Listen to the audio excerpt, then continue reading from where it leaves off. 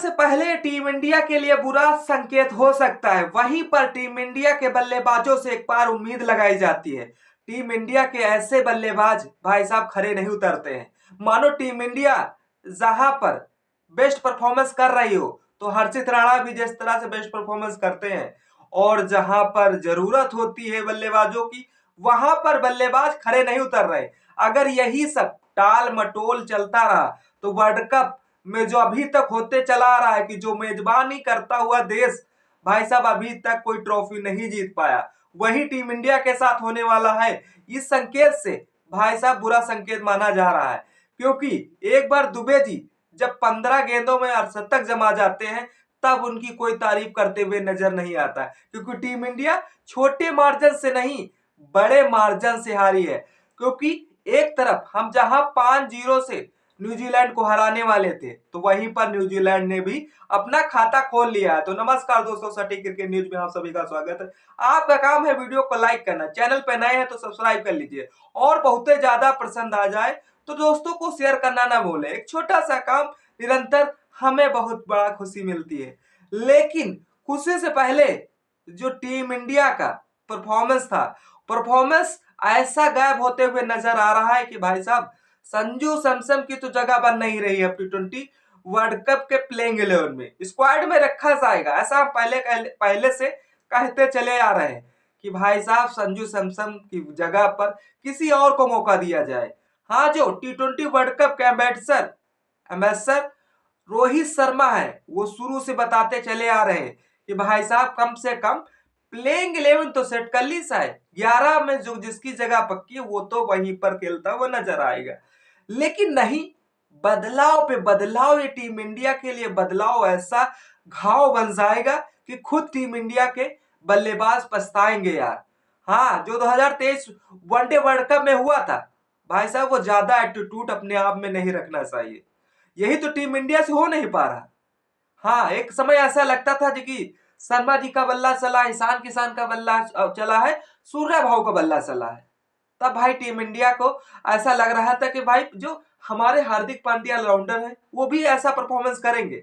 लेकिन जब मौका आता है, जब उम्मीद लगाई जाती है, तब वो भी भाई साहब 8 रन बनाकर पवेलियन चले जाते हैं। शर्मा जी जैसे ही 0 पर आउट हुए, टीम इंडिया को लग गया था कि भाई साहब ये आज 200 जो 5 रनों का टारगेट मिला है न्यूजीलैंड की तरफ से, ये भाई साहब चेस नहीं होने वाले।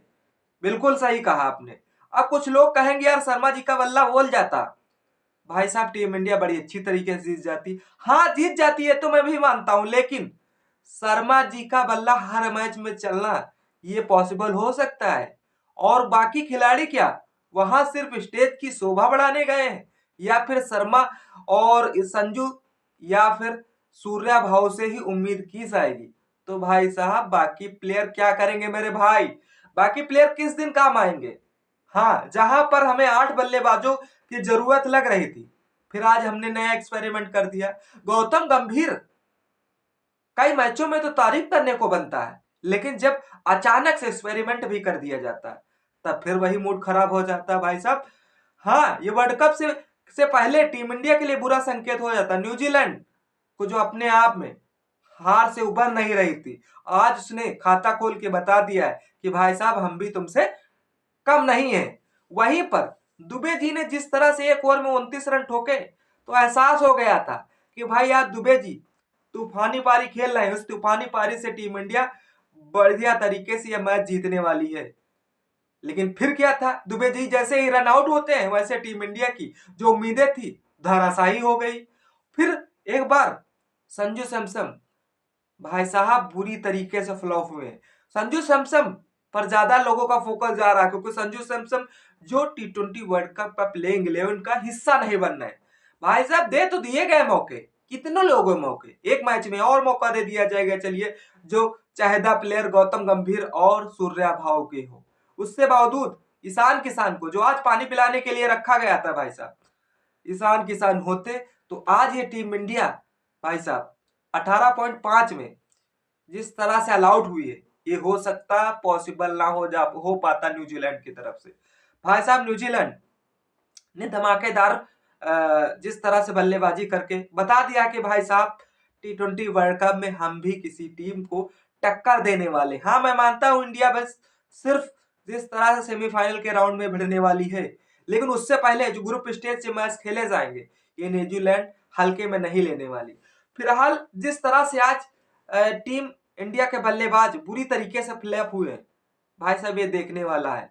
जहां पर अभिषेक शर्मा से उम्मीद लगाई जा रही थी, वहां अभिषेक शर्मा भाई साहब जीरो पर, पहली गेंद पर जीरो पर आउट होना ये टीम इंडिया के लिए अच्छा नहीं साबित हुआ। अगर ऐसा T20 मैच में चलता है, ग्रुप स्टेज में चलेगा, तो टीम इंडिया कैसे बर्दाश्त कर पाएगी। तो टीम इंडिया को जिस तरह से एक्सचेंज की वजह से हम आज ये मैच ड्रॉप आउट किए हैं, ये भाई सब लाजवाब होने वाला।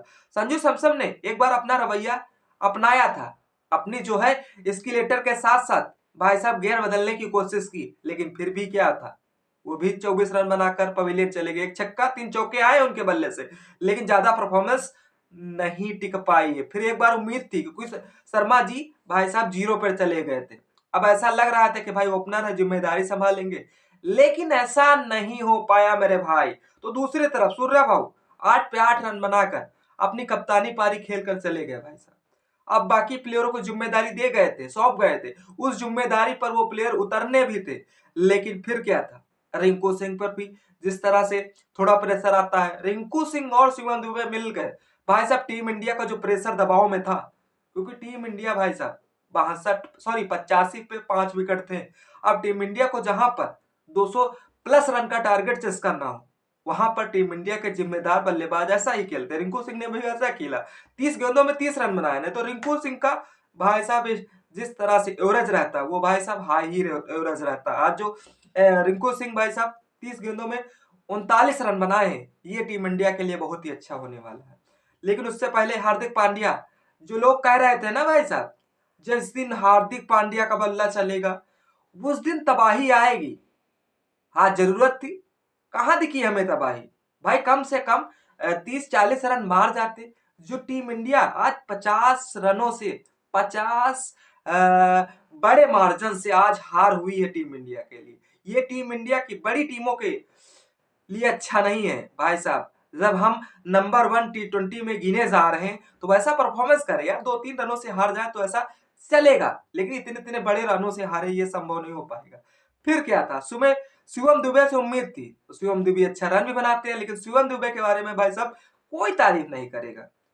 हाँ भाई साहब, ऐसा लग रहा था कि जो युवराज पाजी के अभी तक शर्मा जी ही चेले थे, लेकिन चेले भाई साहब शिवम दुबे भी बन गए थे। 15 गेंदों में शर्मा जी ने 14 गेंदों में भाई साहब 50 बनाई थी, लेकिन दुबे जी ने 15 गेंदों में भाई साहब 50 ठोक दी। अब उनकी कोई तारीफ नहीं करते हुए नजर आया, क्योंकि टीम इंडिया मैच लॉस कर गई। फिर दुबे की जी के जिस तरह से जीवन दान मिला, दुबे जी ने उसका भरपूर फायदा भी उठाया, लेकिन न्यूजीलैंड के बॉलर ने जिस तरह से दुबे जी को एक ओवर में, दुबे जी ने उनके गेंद पर भाई साहब 29 रन ठोके हैं। तो भाई ढेर जिस तरह से न्यूजीलैंड का प्लेयर था, वो बुरी तरीके से ढेर हो चुका है। फिर क्या था, दुबे जी से जो उम्मीद थी कि आज भाई दुबे जी का बल्ला बोल रहा है तो मैच जीता कर लाएंगे, लेकिन ऐसा भाई साहब नहीं हो पाया। फिर जिस तरह से रन आउट होते ही दुबे जी के आउट होने के पूरे पूरे चांस हो जाते हैं, फिर दुबे जी पवेलियन चले जाते, तब टीम इंडिया धाराशायी हो जाती है। जो उम्मीदें थी वो उम्मीदें पर खरे नहीं उतर पाए। फिर राणा जी से एक बार फिर उम्मीद थी कि राणा जी हो सकता है जब वनडे में परफॉर्मेंस कर सकते हैं तो T20 में तो और लाजवाब परफॉर्मेंस करेंगे। फिर क्या था, राणा जी ने 13 गेंदें खेली, 9 रन बनाकर वो भी पवेलियन चले गए। तब तो टीम इंडिया भाई साहब पूरी तरीके से फ्लॉप थी। तब मुझे एहसास हुआ है कि जो आज टीम इंडिया ने भाई साहब 7 बल्लेबाजों का खिलाने का प्रयोग किया गया है, एक्सपेरिमेंट किया गया है, वो भाई एक्सपेरिमेंट सक्सेसफुल नहीं होने वाला। ईशान किसान को बैठाला गया था भाई साहब उन्हें पानी पिलाने के लिए।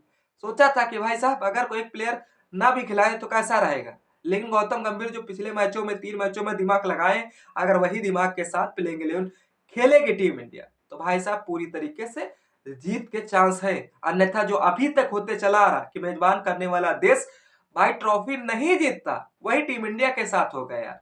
तो इससे पहले ये संकेत टीम इंडिया के बल्लेबाज, टीम इंडिया के कप्तान, टीम इंडिया के कोच को भाई साहब ये हार एक जिस तरह से हल्के में नहीं लेना चाहिए, क्योंकि है हल्का, किसी दिन हमें भारी नजर होते हुए नजर आएगा।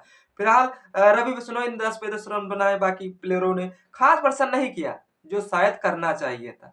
लेकिन जो आज न्यूजीलैंड ने हमें 215 रनों का टारगेट दिया था, ये टारगेट कोई मामूली नहीं था, कोई न्यूजीलैंड के 7 ही विकेट हुए थे और ये टारगेट देकर उसने भारत को चैलेंज साबित कर दिया था। भारत इसे आसानी से चेस करने वाला था, लेकिन भारत भाई साहब इसके मुश्किल स्थिति में भी नहीं चेस कर पाया।